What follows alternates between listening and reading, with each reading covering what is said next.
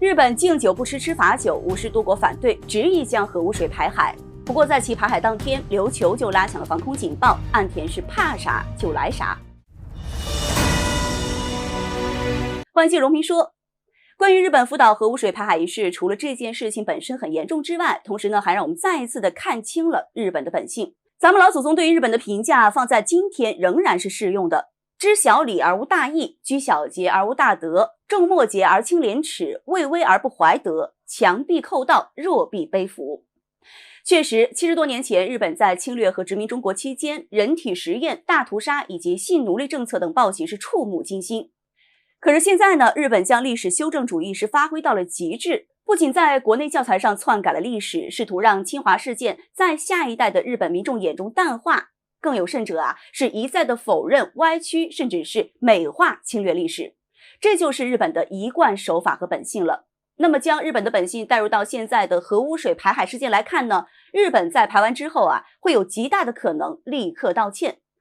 再往后的30年的日本会说罪恶是上一代日本人干的，与现在的日本人无关。再往后的50年的日本则会对排海事件矢口否认了。这种事情日本是干得出来的。不过呢，再怎么批判日本日本的核污水排海都已经成为既定事实了。大家都对这件事情非常的愤怒，但是呢又无可奈何，因为这确实是一己之力没法改变的。那么我们再上升到国家层面，来看看离日本最近的国家都有什么样的举措吧。首先，中方的反应是外交讨论、经济制裁、国际施压、法律措施、环境与科学检测，其中就包括了前2天中国海关总署发布的禁令，即全面暂停进口日本水产品。而值得一提的是呢，同在美国阵营当中的韩国居然也对日本排核入海有反应。虽然这个反应很软而且无力，但是至少要比美西方的熟视无睹好得多了。总结一下，就是外交讨论、国际施压、环境评估和经济手段。那么在经济手段的方面，韩方是这么解释的，说可能会考虑经济施压与贸易限制。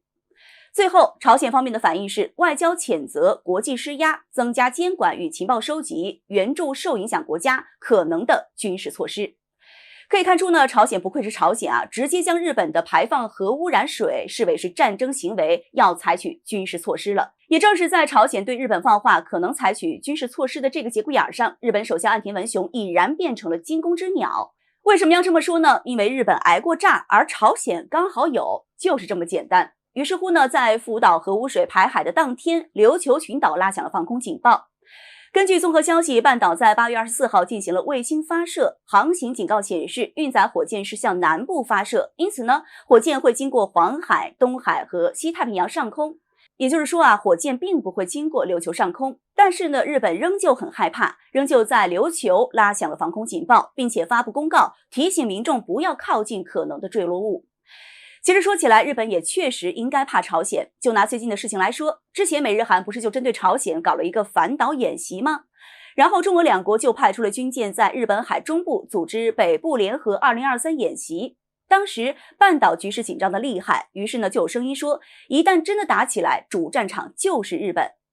有这么一件事在前面，如今朝鲜又有新的动作，日本能够不担心吗？与此同时岸田也非常的担忧中方禁令会对日本的影响，于是他向中方说，已经通过了外交渠道向中方提出交涉，要求立即撤销全面暂停进口日本水产品的措施。岸田之所以自己出面，就是因为水产品出口对日本来说真的很重要。而据2022年日本水产品出口额来看，日本通过出口水产品赚的钱达到了 1.41万亿日元，而中国就是日本水产品重要的出口市场。中方的禁令无疑会对日本的经济造成巨大的冲击。总的来说各国对日本采取的措施都是日本咎由自取，是他礼乐崩坏、不讲体面的代价。同时呢，我们也应该看到在这种无赖面前，当代国际体系并没有什么实际的约束力，甚至呢，国际机构都能被他花100万欧元给收买，这就给我们敲响了警钟了。害人之心我们自然是没有的，但是制止别人害我们的力量必须得有。在这样的一个时代，公平正义必须得靠真正爱好和平的国家用自己的力量去争取。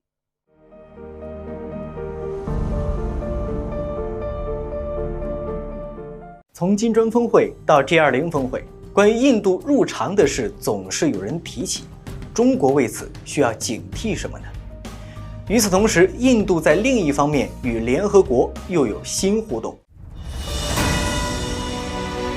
欢迎回到荣评说。8月下旬的金砖峰会和这2天召开的 G20 峰会，在议题方面有一点共性，那就是他们都可以联系上印度的入常。我们分开来看，首先是金砖峰会，联合国秘书长古特雷斯在会上当着中俄的面向全球交底，态度坚决地提出了安理会改革的主张。我们顺着他的话来假设，一旦安理会进行改革，那么新增的常任理事国席位，印度必将成为热门的人选。其次，在 G20 峰会前夕，美国总统拜登和印度总理莫迪开了个小会，会议结果就是美国宣布支持印度入常，但是却试图阻止印度别打否决权主义。这2件事说明了什么呢？首先，我们要知道，安理会改革确实是一个重要的事，因为随着发展中国家的崛起，他们在国际事务中的声音也必须被重视。所以美国就打出了让更多国家参与全球决策的旗号，提议将安理会成员国数量增至11个。单从这一点来看，美国的做法没毛病，甚至其借口也获得了中方的肯定。中国常驻联合国代表张军表示，中方一贯支持安理会进行合理必要改革，优先增加发展中国家的代表性和发言权。不过随后张军又说道，但要防止某些成员国出于政治目的推动安理会讨论国别人权问题，而美国打的就是这么一个算盘。因为在俄乌冲突爆发之初，美国就曾试图利用联合国提出一系列制裁俄罗斯偏心乌克兰的提案，不过这些提案最终都没通过，因为俄罗斯是5常之一，用1票否决权否了那些提案，这让美国非常不满，所以美国才会提出改革，例如将俄罗斯逐出5常，将俄罗斯逐出安理会，限制5常1票否决权等等一系列具体改革措施。而现在美国在 G20 峰会前夕表示支持印度入常，其实就是想利用印度的野心来让美印联手遏制中国。因为印度外长曾公开表示中国是印度入常的唯一阻力，为此中国需要提高警惕，警惕来自美印2国的动作。与此同时，在这2天的 G20 峰会上，还有一件同样与印度与联合国有关的事闹得沸沸扬扬。因为有关媒体注意到，莫迪在会上发表演讲时，身前的桌签上的国家写的是 Bharat 而不是 India， 而这个 Bharat 可以翻译为婆罗多或者音译为巴拉特。对此，有印媒就表示，这传达出一个有关印度更改国名的强烈信号。那么印度为什么要更改国名呢？印媒随后分析到，印度这一称呼与英国殖民有关，所以某些政界人士眼中它是奴隶制的象征。相比之下，婆罗多的寓意就很好，它是梵语，翻译过来可以被理解为寻找光明的人。再往深一点分析，这反映的是莫迪政府正在努力地去展现去殖民化、凸显独立自信的崛起印度形象。例如之前印度国内就开启了大规模移除殖民主义标志行动，包括对原有地标性建筑的更名和改建，官方减少使用英语，并大力提升印地语的使用等措施。不过对于印度来说，最难的部分还在后头。想要从文化和人心上抹去殖民残留，这比改改名称、改改建筑难多了。首先也是最重要的，那就是得警惕美西方诱惑，而现在印度的情况似乎不太好。不过相信印度能做出独立的选择。再回到印度改名的事件上来看，有媒体报道，如果印度要改名的话，这将引发连锁反应，巴基斯坦可能将要改名为印度，因为印度这一名称与涵盖现代巴基斯坦大部分地区的印度河流域有关。当然了，国名也不是想改就改的，首先得先在国内完成更名程序后，再通知联合国一声，联合国再到记录中更名，这样才算完成了一个更名流程。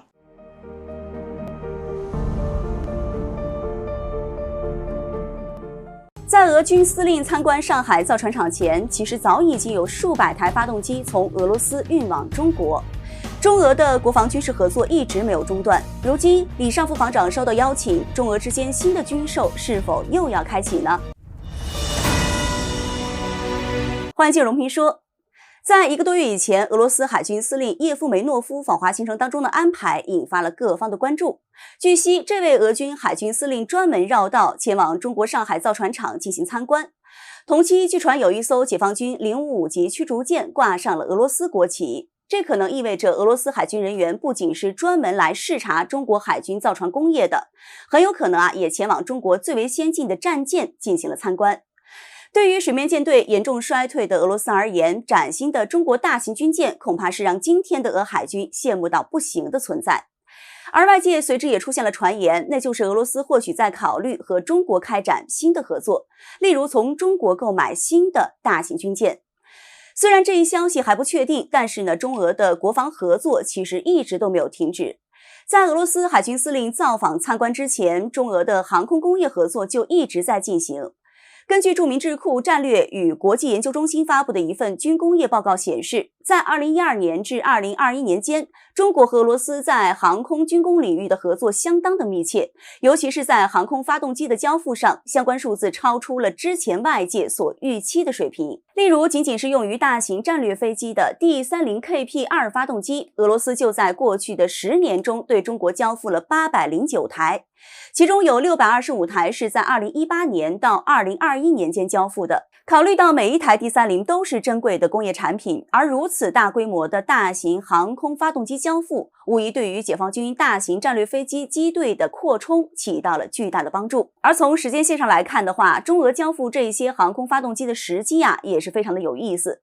首先，这些航空发动机在2022年俄乌冲突爆发之前完成了交付，而这意味着相关合作没有受到军事冲突以及后来的西方制裁的影响。不管俄罗斯是有意还是无意，这在客观上确保了中俄相关军工合作的进行没有受到俄乌冲突的影响。而另外值得注意的是呢，现任中国国防部长李尚福在2018年担任中国装备发展部部长，直接负责解放军的对外军购。也就是说，李尚福防长主导的军购也包括中俄两国在航空发动机领域的一大批合作。可见，对于中俄军工工业的交流与合作情况，李尚福防长是了然于胸的。在这样的情况之下呢，李尚福防长又受到了邀请。根据中国国防部发布的信息，中国国防部部长李尚福应俄罗斯方面的邀请，将于8月14号到19号前往俄罗斯，并出席第11届莫斯科安全国际会议，随后还将访问白俄罗斯。在当前的时节，中国国防部长访俄显然是加强中俄双方沟通交流的又一次契机。中俄双方需要加强交流来应对当前相当不稳定的国际安全局势。但是李尚福防长此行呢，也不排除会推动中俄新一轮的军事工业合作的可能性。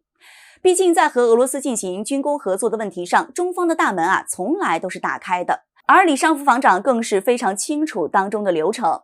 在俄方曾经参观过中国造船工业设施，流露过相关兴趣的背景之下，没人能够知道俄罗斯接下来是否真的会和中国发起新一轮的军工合作。事实上中国军工在过去的这些年来，在很大程度上超越了俄罗斯的基础。从造船业到航空业，俄罗斯还保留的优势军工领域已经不多了。未来俄罗斯要在西方的技术封锁之下推动军工业发展，很有可能需要依靠中国的帮助与协作。或许俄罗斯展开对中国的大规模军购只不过是一个时间的问题。这一次李尚福防长访问俄罗斯，即使不会立即达成新的军工合作协议，但是中俄在这些方面越走越近，这是一个总体趋势。至于李尚福防长的这一次访问是否会推动新的订单或者是全新的合作项目，就让我们拭目以待吧。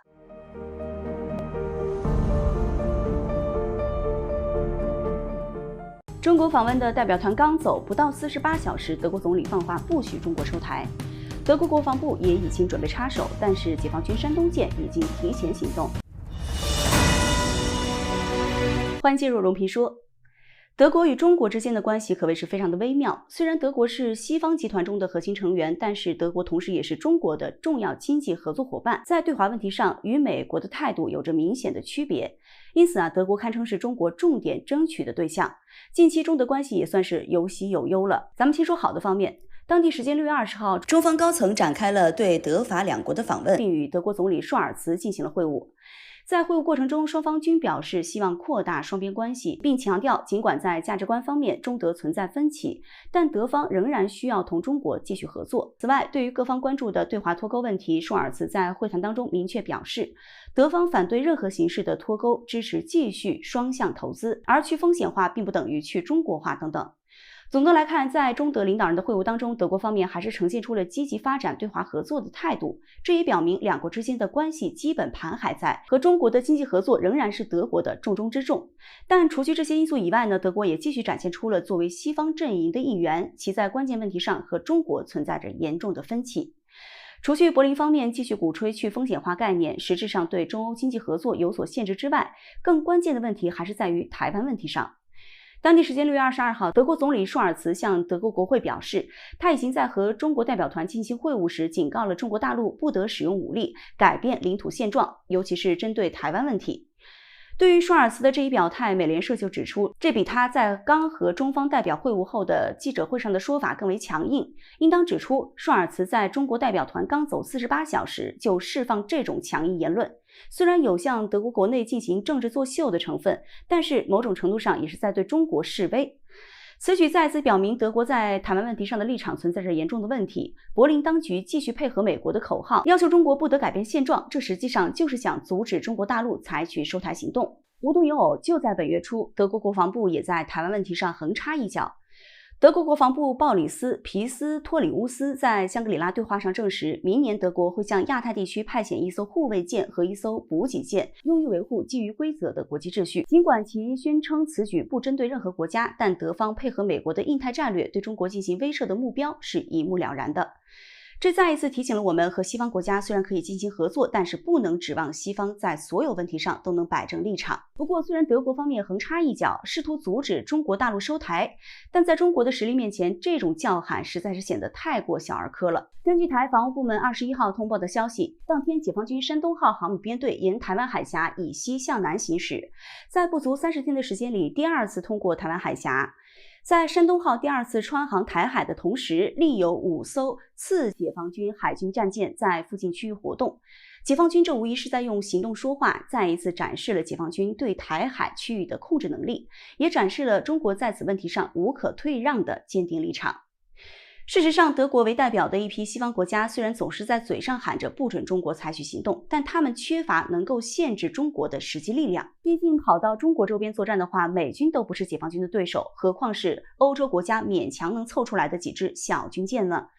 至于所谓的对华经济制裁，有德国媒体就指出，对华制裁相当于是对俄制裁乘以10，这一玩笑话倒也非常贴切地形容了代价之大。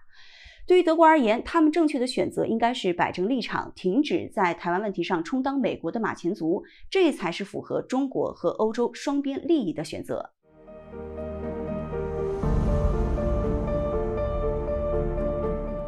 10月17号前后，2件大事证明中国的影响力与号召力无法被任何国家忽视。拜登也注意到了这一点，于是发表了一番或许会让巴以局势出现反转的讲话。欢迎回到荣评说，我是燕硕。我们要说的第一件大事就是俄总统普京在10月17号已经抵达北京首都国际机场，开启了他此次为期2天的访华行程。期间，他将出席至少有130个国家政要和30多个国际组织代表云集的第3届“一带一路”国际合作高峰论坛，并且还计划与越南、泰国、蒙古国和老挝领导人举行会晤。普京的这2个动作都是对俄罗斯有利的。首先，第一个，普京出席“一带一路”论坛，这是俄罗斯主动深化自己与“一带一路”倡议这个横跨大陆板块的经济组织之间的联系，是对俄罗斯的经济复苏有帮助的。其次，我们来看第2个动作，普京计划会见越、泰、蒙和老挝领导人的目的，为的就是加强自己与南方国家之间的联系，体现出的是普京正在以身作则地挥拳打破美西方的封锁。而承载普京上述动作的平台正是“一带一路”论坛，所以也就不难看出“一带一路”倡议对俄罗斯有多重要。这对中国来说其实也是一件好事，因为这意味着中俄关系能够进一步的深化，中国的影响力能再上一个台阶。那么接下来我们来看这2天发生的第2件大事。据了解，10月16号，上海合作组织针对巴以新一轮冲突，呼吁有关各方立即停火止暴，保持克制，积极寻求对话，防止局势进一步恶化。据了解，上合组织成员国共有8个，除了中国之外，还有俄罗斯、印度、巴基斯坦、哈萨克斯坦、吉尔吉斯斯坦、塔吉克斯坦和乌兹别克斯坦。所以上合组织现在能为巴以停火止暴而统一发声，意味着这7国响应了中方的停火号召。例如，上海合作组织秘书长张明就表示，上海合作组织一贯主张通过政治外交手段解决地区冲突。在此，我将呼吁有关各方立即停火止暴，保持克制，积极寻求对话，防止局势进一步恶化。特别要保护平民，避免出现严重的人道主义灾难。这2件事反映出来的是中国愈加壮大的影响力与号召力，并且中国正在正确地运用这股力量，为巴以新一轮冲突的停火而努力着。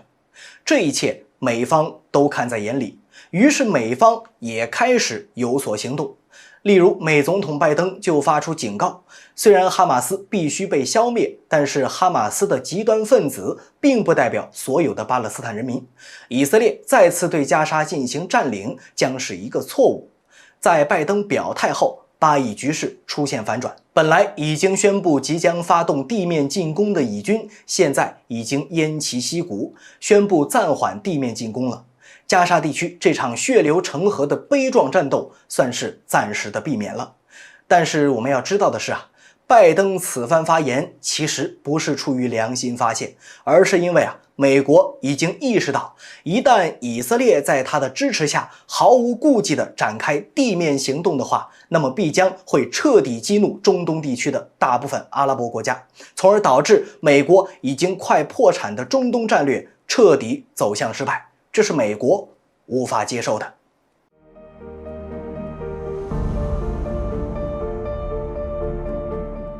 卫星抓到了美国航母的最新动向，里根号呢似乎正向着南海逼近了，给菲律宾打气的意味是十分的明显。但是呢，中方这边一切准备都已经完成，随时都可以拔除菲律宾坐滩的那艘破船。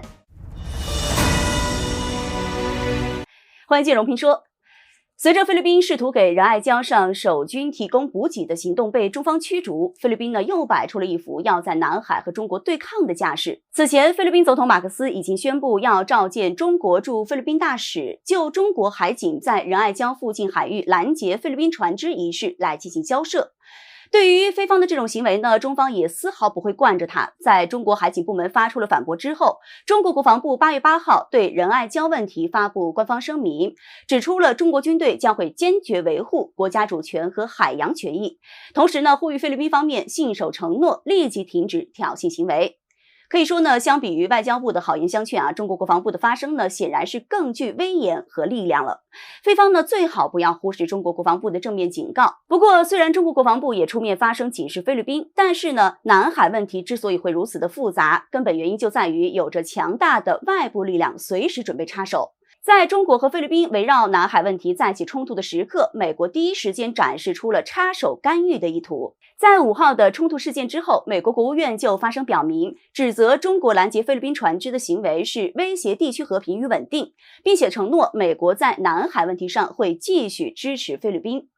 在做出这番口头表态之后呢，美国军方似乎也按捺不住了，在南海附近徘徊的美国航母再一次展示出了逼近南海的架势。开源的卫星图像信息显示，在仁爱礁事件发生之后，原本在苏拉威西海附近徘徊的美国海军里根号航母打击群掉头北上。截止到8月7号，里根号已经行驶到了苏禄海附近，不排除接下来要重新进入南海的可能性。结合当前的南海地区局势来看，美军很可能是试图用航母来坐镇，以此向菲律宾表态支持的同时，试图对中国来进行威慑。如果美国航母接下来真的重新进入了南海，甚至呢更加进一步的冲入了仁爱礁附近海域，那么无疑会引发中美双方以及南海局势的新一轮紧张，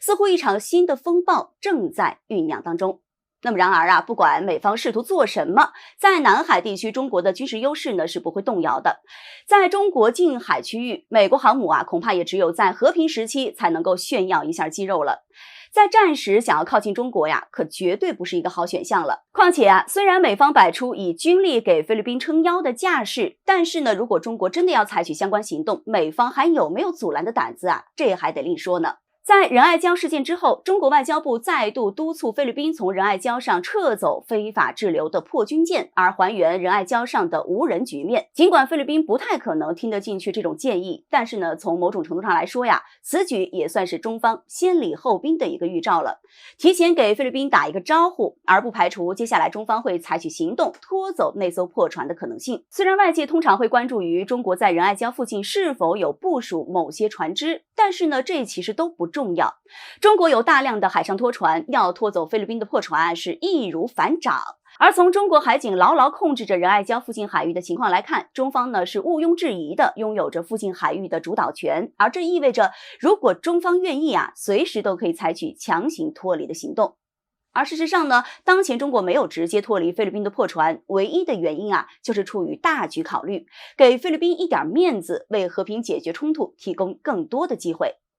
正是中方希望以温和的手段解决问题，所以呢，这才给了菲律宾时间。但是如果菲律宾继续浪费中国的善意，继续反复的冲击仁爱礁的海域，试图加固那艘搁浅的破船的话，或许啊，中方将会不再客气，等到中国失去耐心的时候，也就是菲律宾的破船被拖走的那一刻了，到时候美菲的脸上可就恐怕不好看了。